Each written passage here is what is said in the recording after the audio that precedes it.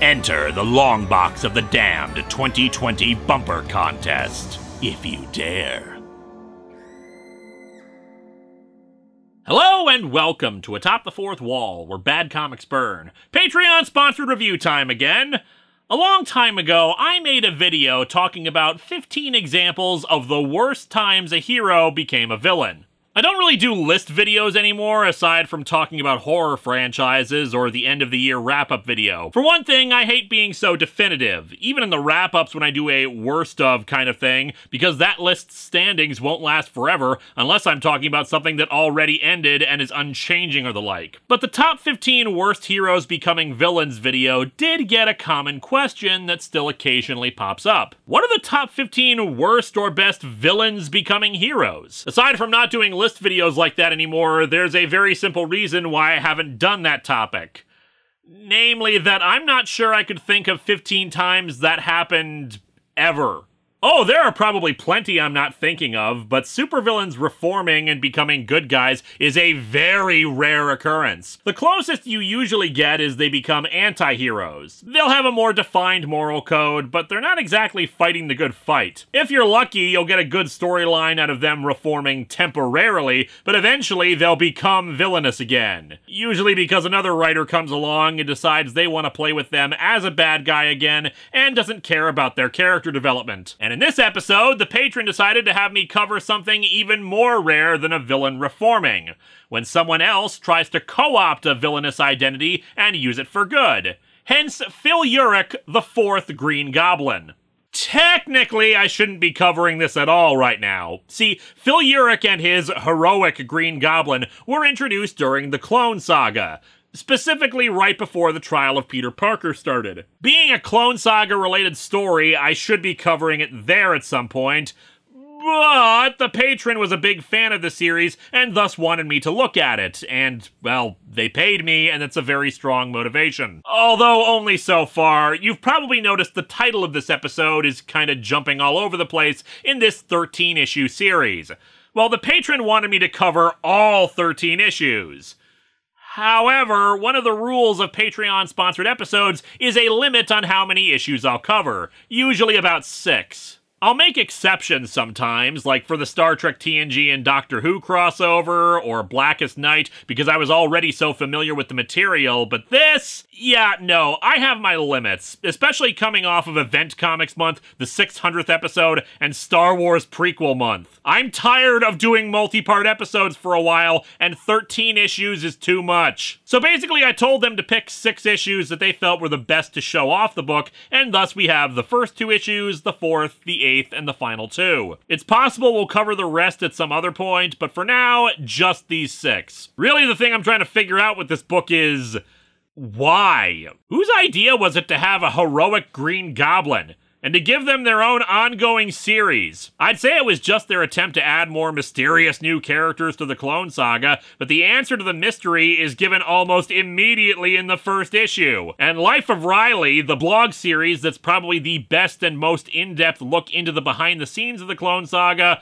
barely mentions him. I really don't get why this was done. But regardless, it was done, so let's dig into the Green Goblin, number 1, 2, 4, 8, 12, and 13. Welcome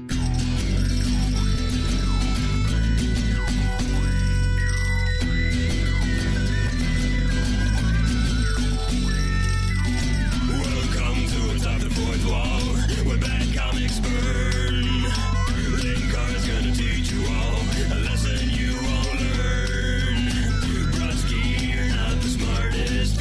Life out, you're not an artist. Anyone who's had a bad comic published, it could be your turn. Linkara, he's a man punch, wears a birdie hat. Linkara, he has a magic gun. Where'd he purchase that? Linkara, coins, robots, Amazons and trucks. Linkara, this comic sucks. Linkara.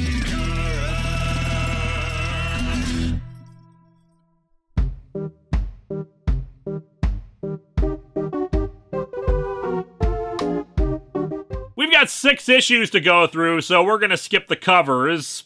except for the first issues, because what executive decided, you know what we need to have for the first issue to get people to read a book named after Spidey's arch nemesis? His face taking up like 75% of it. Also, pumpkin bomb with the souls of the damned within it. We open with said Green Goblin flying around a bunch of sandpaper. Oh wait, I think those are supposed to be buildings. Free as a bird! I never quite understood what that expression meant. Until now! I just thought it meant that birds were really cheap! This is so cool! So very cool! I am free! Free to feel the splashing wind! Dude's wearing a full bodysuit. I don't really think he's feeling much of the wind. And given the effort of this pose, I think the splashing is more from the sweat inside of said suit. Free to laugh like a lunatic and to strike terror into the hearts of... well, whatever! Our hero, everybody, laughing like a maniac and not caring who he strikes terror into. Talk about smoking! Oh god, the glider's on fire! Help! This comic is incredibly 90s, by the way, if the reference to Jim Carrey's version of The Mask was any indication. Dude, you just need to learn that references to Jim Carrey movies are the most radical things ever! Then I'll be sure to throw in a clip from Doing Time on Maple Drive. Nobody remembers what that is. Sure, this city is full of masked jerks and muscle-bound vigilantes, but there's never been a costumed dude like me. You are literally wearing the costume of another character. Also, no respect for the creeper?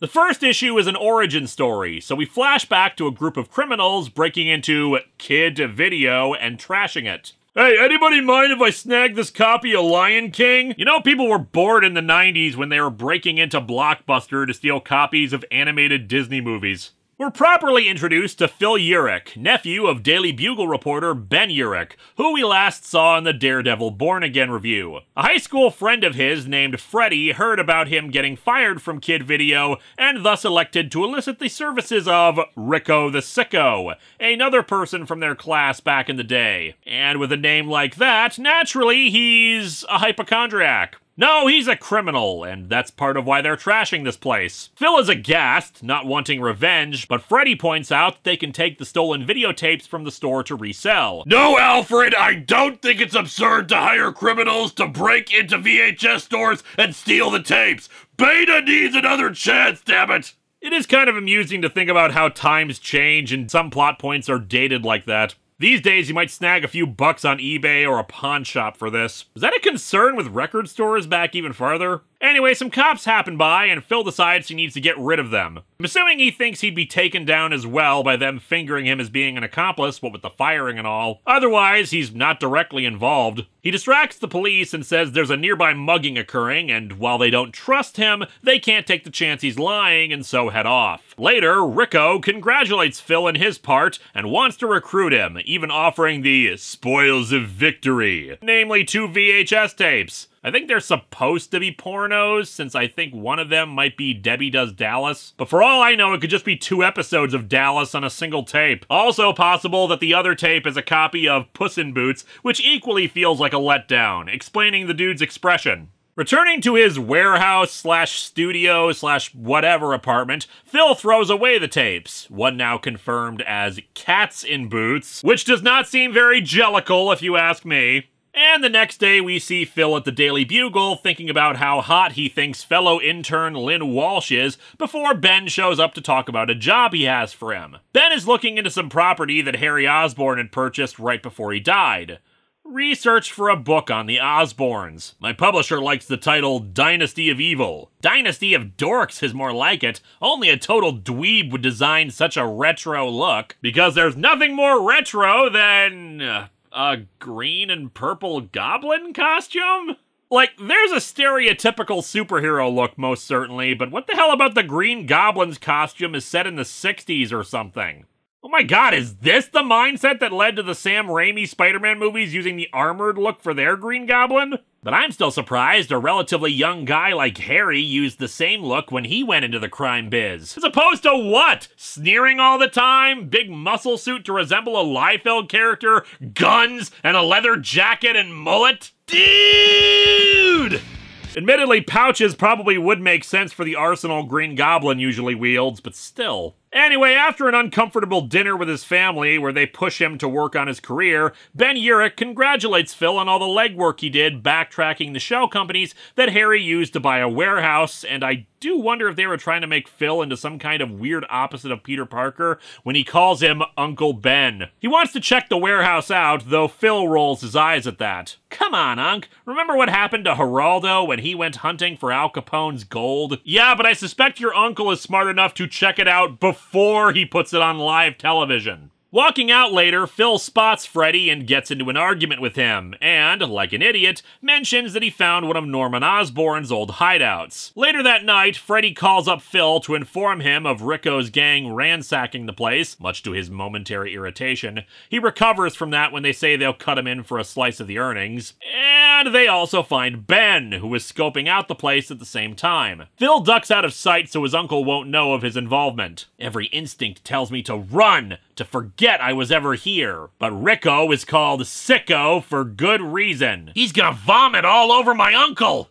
Spotting the main breaker near him, Phil trips the power so he can try to grab his uncle and run. They split up without Ben realizing who helped him until Phil accidentally discovers some kind of secret chamber, uncovering a laboratory containing a pair of Green Goblin suits. Wait, why is one gray and the other has boobs? Looking them over, Phil discovers that Harry was in the process of redesigning the Green Goblin suit for the Now generation when he died. Which, to spoil it now, just means a tattered cape and cowl, plus some spikier shoulder pads. Keeping up his string of luck, Phil spots a rat and jumps back into one of the tubes full of Goblin formula. Because this was built by corporate hands, naturally the glass is the cheapest possible material, and it breaks from just breathing on it. So Phil gets soaked in all that ecto-cooler. While the goons find Ben hiding behind some boxes, Phil recovers and he can hear what's happening to his uncle nearby. Wanting to spook off Rico's gang, he decides to put on the Goblin gear.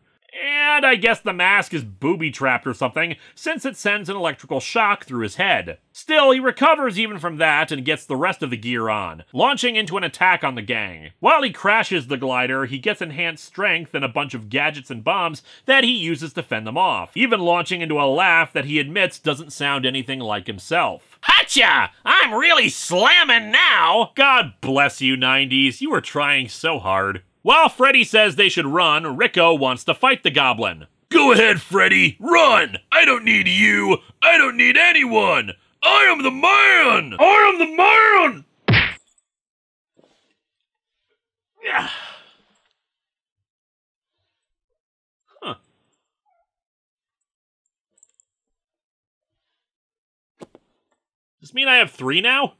It's the Green Goblin who gets the punch in this case, though, knocking out Rico and flying away as the cops show up. The first issue ends with him contemplating what to do now, but being pretty certain this isn't the end. And thus we move into issue 2, which opens with us getting a look inside the mask. And apparently there's an MP3 player in the mouth. After a recap of the first issue, Freddy shows up and informs Phil that Rico is already out on bail and wants to see him. Some superheroes get a Dark Mirror counterpart as their arch nemesis. Green Goblin gets Rico the Sicko. Wanting to do the intelligent thing for a change, Phil prepares to tell his uncle about the Green Goblin suit, but his hormones get the better of him when Lynn mentions that she'd love to work on a story like this and starts wondering if this is an in with her. However, both angles get tabled when Phil overhears that one of Ben's sources is Johnny Dare, the running back for the New York Smashers, whom we last saw in the Thunderstrike review. Dare has been informing Ben about organized crime muscling into pro football, and Phil, a big fan, begs for the chance to meet him. Indeed, he does so, and we learn that some gamblers have tried to pay off Dare to throw a game, and he called the cops and Urich on it. Phil is inspired by this, especially with how Dare says he doesn't want his daughter growing up thinking he ever threw a game. It makes a celebrity like him seem more human, more relatable to him. If he can use his special skills to make himself rich and famous, just think what I could do as the Green Goblin. Someone can pay the Green Goblin to throw football games, of course! After spotting the Human Torch flying around, he gets the idea that maybe he should try to join a superhero team, also mentioning that anytime he puts on the mask, he gets a zap in his brain. Stupid thing could be giving me brain damage for all I know. Like I care! And there are times during this where I probably couldn't tell, Phil. He knows as a rookie he can't really expect to join the Avengers or the Fantastic Four, and as such settles for the New Warriors, which coincidentally, as I've mentioned in the Clone Saga reviews, was under the purview of the Spider-Man editorial team for some reason. Naturally, because he can't even properly control the glider yet, he just crashes in and gets into a fight with them before he finally calms them down and explains how he wants to join up. And despite the team being reluctant to accept him, the character Justice wants to give him a chance. The New Warriors are dedicated to fighting the kinds of crime the other super teams never touch. We try to help people and make a difference, as opposed to the Avengers, who never help people and never make a difference. And then, for no other reason, Phil decides, nah, I don't want to now. I suddenly feel like Groucho Marx. No way I'd ever join any team that'd have me for a member. It's true, you know. Why do you think Groucho turned up alive over in that DC Universe Challenge book? Heaven greeted him openly, and he just left. But yeah, that is stupid on any number of levels. Best I can figure is that the mask is screwing with his head and making him act irrationally, hence the maniacal laughter anyway. He spots Rico stalking his home, but doesn't do anything about it just yet. Later, he gets a call from Dare to inform Ben Urich that the bust is happening and needs someone to watch his back. Spotting Lynn again, Phil continues to be a moron and elects to be the guy who breaks the Johnny Dare story to try to impress her. But not even as himself, as the Green Goblin. The cops arrive as Dare meets with the mob contact, who reveals himself to be the Spider-Man villain Rhino. Both the cops and the Rhino assume the Goblin is a crook trying to hone in on the action, so Phil decides to not deal with a bunch of trigger-happy cops, but then spots Dare in trouble and tries to help him. Unfortunately, the cops assume that he's taking a hostage and open fire. Phil says nothing, just laughs, and eventually overtakes the Rhino, dumping him on the pier to end issue 2. Now, we're jumping around here, so no issue 3, which is just as well because that one really is more Clone Saga stuff. Following up on things in Amazing Scarlet Spider involving the character Joystick and the great game or whatever that was apparently a thing. Only relevant bit is that not even Phil knows if he's doing the hero bit or not, though it doesn't really matter as the issue ends with Rico finally grabbing Phil. A cliffhanger ending resolved in issue 4 by Rico just threateningly saying, "Hey, if you hear anything interesting at the Bugle, tell me." Rico the Sicko, everybody! Phil's night gets even better when he spots the Hobgoblin flying overhead and suspects he's looking for the new Green Goblin. As such, he figures the Hobgoblin will be challenging him to some knockout brawl type of thing, and thus needs to learn more about his own equipment, do research, etc. At the Bugle, he researches the then current person to be the Hobgoblin, I think it was Jason Macendale, and learns that he actually has an ex-wife and son, who, along with her new husband, live in the same neighborhood as him, so it's possible he wasn't after the Green Goblin after all. And indeed, he confirms that when he later spots the Hobgoblin stalking his ex-wife. He feels guilty about not wanting to stop him, since he's not actually after him, but still elects to call the police instead of just attacking. Unfortunately, the cops don't find him, and later, Phil realizes that maybe the Hobgoblin is planning a major robbery of the new husband, who's supposed to be the Treasury Department's receiver of revenue in New York. Using some of his gear, he tracks the armored train car carrying the revenue, and indeed spots the Hobgoblin attacking it. The train is stopped, and the Hobgoblin's goons. I really do wonder how any supervillain recruits goons. Craigslist ad? Wanted armed assistance for orange supervillain who flies on a glider for robbery. Medical and dental offered for any who evade police. Start securing the loot while the Hobgoblin goes after the Green Goblin, having spotted and destroyed his spy device. At first, Phil wants to cut his losses and run, but remembering that Lynn is also here helping cover the story, he turns around to fight the goons, unleashing the lunatic laugh that's basically become his trademark. It's kind of a weapon in its own right, not just psychological, but it seems to have some kind of ability to act as a sonic attack that overwhelms the goons' hearing and knocks them down. Unfortunately, the Hobgoblin is not so easily dispatched and manages to knock Phil down. But help soon arrives in the form of the Thing with a SWAT team. Phil had earlier left a tip about this with the Fantastic Four that seemed to have been discarded. Still, the Thing actually gives him props on the tip, even stopping the cops from trying to attack him when he leaves. The Hobgoblin is still at large, and Phil feels like a loser after all this, and decides he needs to finally stand up for himself, thus decides to go and confront Rico and tell him he refuses to help with the Bugle stuff. I wouldn't feel right about passing on anything I picked up on the job. I get it. We're talking personal integrity here. I can respect that, Urich. A man needs a sense of honor. Rico the Sicko! Still, he says that he'd better still do what he says, ending issue 4. Issue 5 is the first Green Goblin issue I'd actually call really good, where Phil is haunted by visions of the previous Green Goblins who had all died and worries that the same fate could befall him, continually questioning himself and his role as the Goblin. Helps that the artwork is a lot better, but I'll get into that more at the end. Really, what this is reminding me of is that mainstream comics don't do this kind of thing anymore. Individual issues that may advance an ongoing storyline, but are ultimately self-contained stories in their own right, not part 3 of 7 written for the trade kind of things. Another good issue follows with issue 6, where Phil teams up with Daredevil to watch Ben's back as a corrupt judge targets him for assassination, while also bringing up some Clone Saga stuff in the process. Issue 7 is not as good, featuring the Goblin taking on some dude called the Steel Slammer. Truly his most intimidating foe to date, a dude who sounds like he utilizes Pogs. And given how 90s everything else is trying to be, that very well may be a part of his character.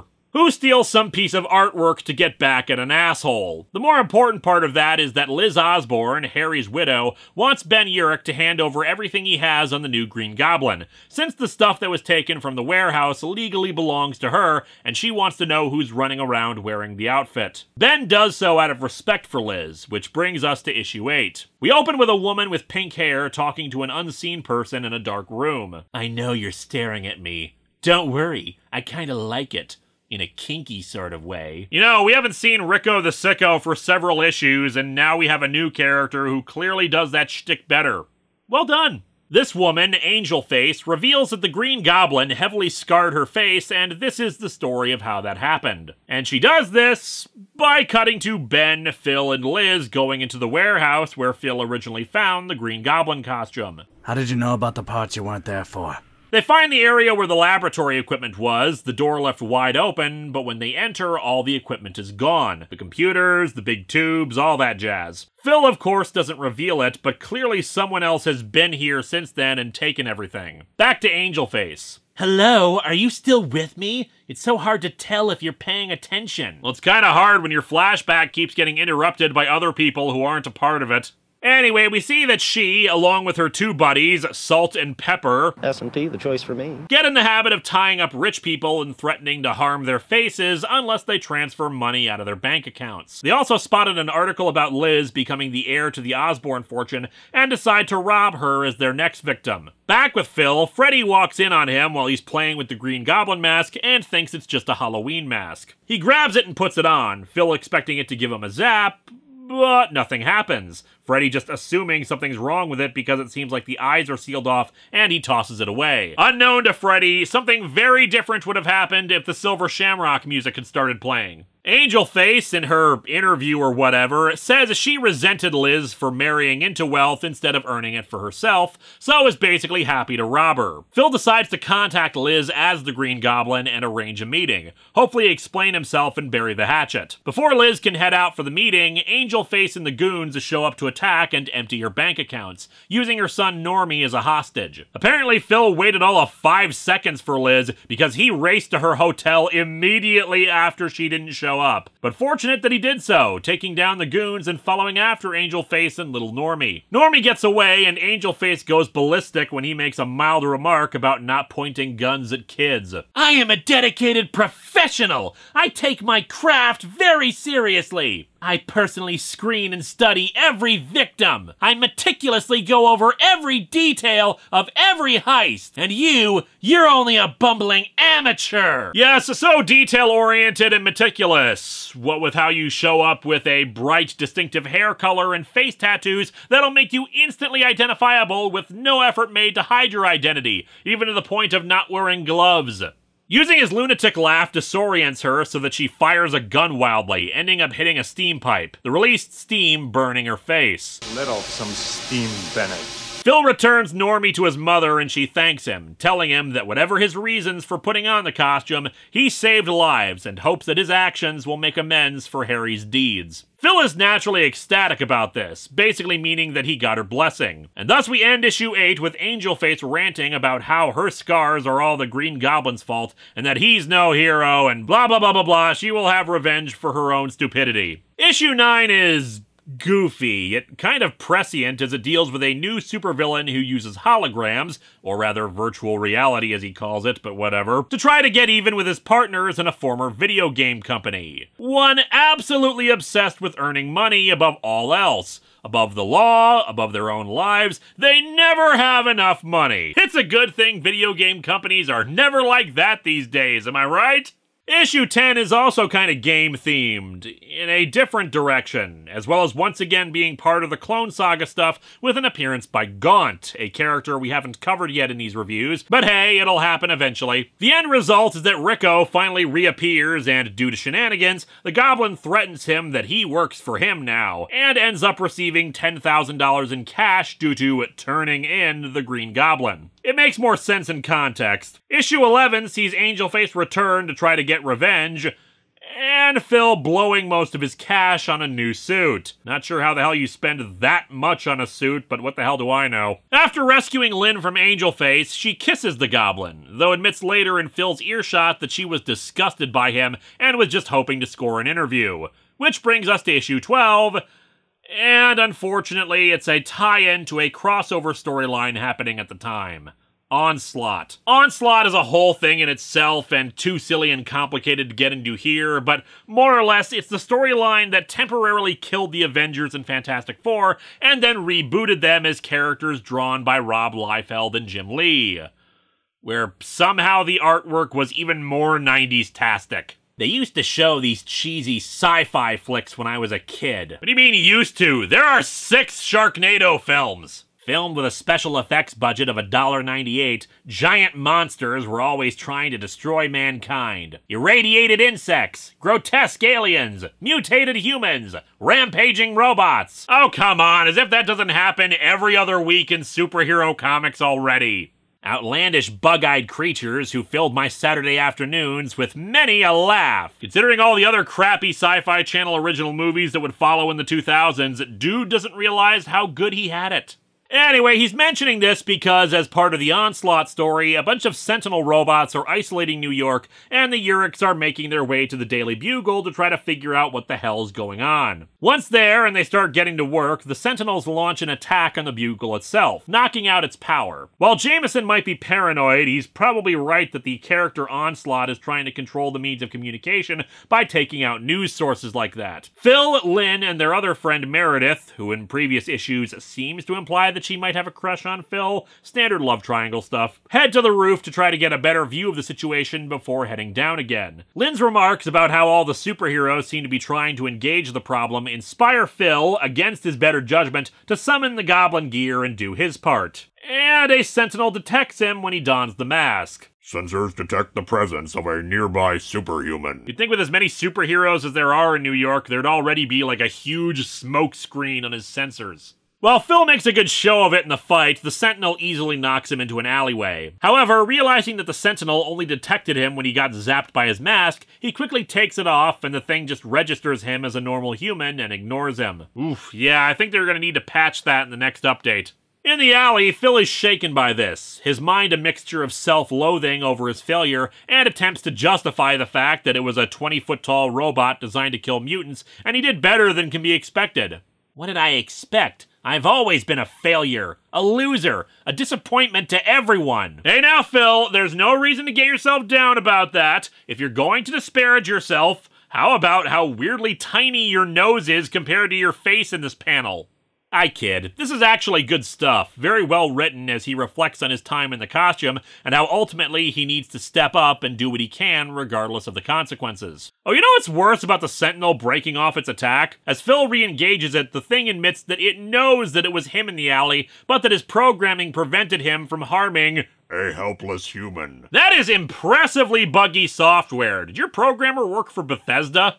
The Goblin straps his remaining pumpkin bombs to his glider and sends it on a direct course for the Sentinel's head, destroying it, but a piece of debris struck his mask and damaged it, frying its circuitry and ending the issue. This brings us to the final comic, and admittedly, there's not a whole lot to actually talk about, since it's mostly there to be a wrap-up for the series. Phil brings the mask to Freddy, who's apparently an electronics whiz, and claims that it's actually some kind of experimental virtual reality gizmo. After 2 hours, Freddy admits defeat and not being able to repair it. Things aren't any better at the Daily Planet, since apparently in the days following the Onslaught stuff, circulation and advertising revenues for the paper have gone down, and thus they're downsizing 20% of the staff, including the paid interns like Lynn, Meredith, and Phil. Ben offers his condolences to Phil about it and says he'll contact his parents to let them know it wasn't his fault that he's being let go. Talk about an eventful week. I've already lost my superpowers and my job, and there's still 6 fun-filled days to go. In the following days, Rico the Sicko admits to being Phil's long-lost twin brother, his warehouse apartment has a rupture in the septic tank, and the weird visions of the previous Green Goblins tell him they're all actually alive and plan to move in with him. He tries to continue being the Green Goblin despite the lack of mask and glider, trying to fight crime on a bicycle and in a ski mask, but naturally that doesn't really go well. He attempts to stop a purse snatching, but his less than effective heroics are interrupted by Ben Reilly in the sensational Spider-Man costume, who dispatches the thieves and doesn't even notice Phil on the roof. He realizes this gig is best left to the professionals.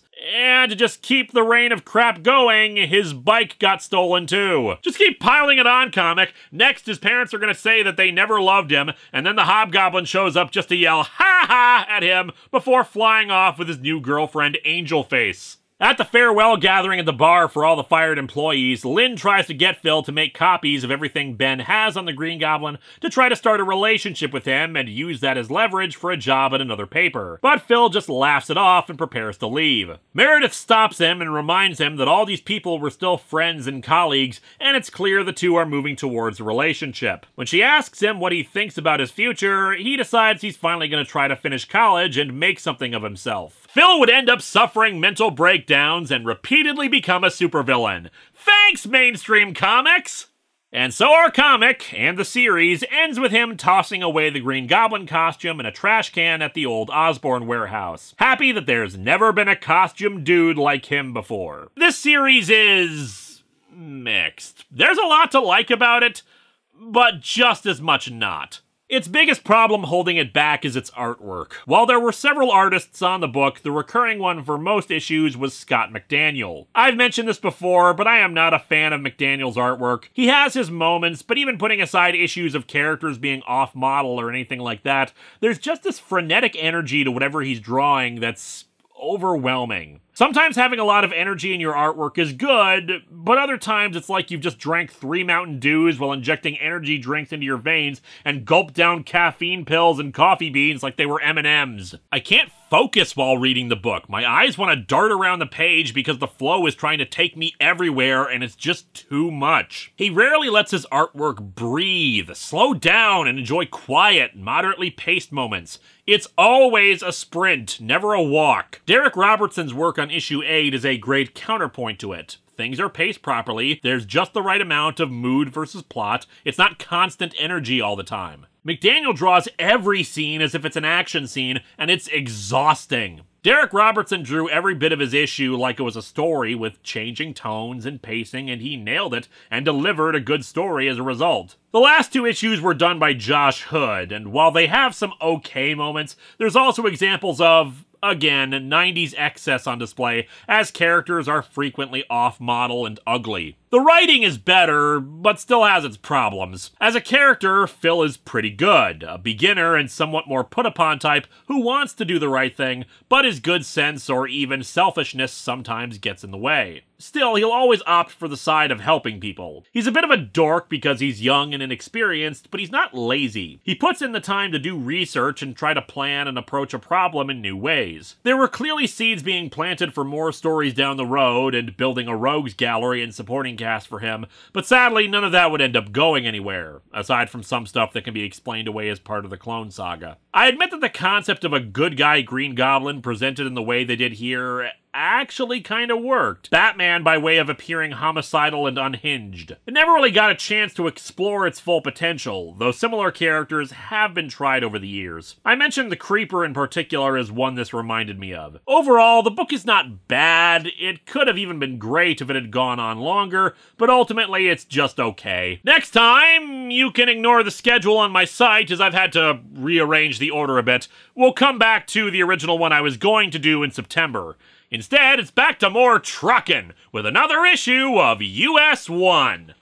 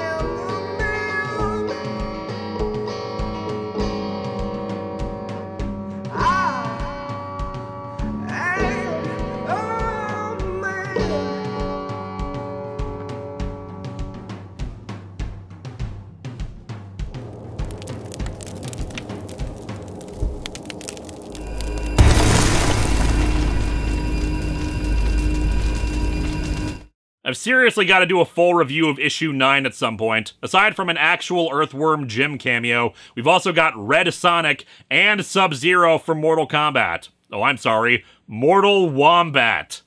Hello, my friends. Please take a moment to like this video, subscribe to the channel, and click the bell for notifications on new video releases. If you'd like to support future videos, you can check out my Patreon or purchase a t-shirt via Teespring or Shark Robot. Thanks for watching!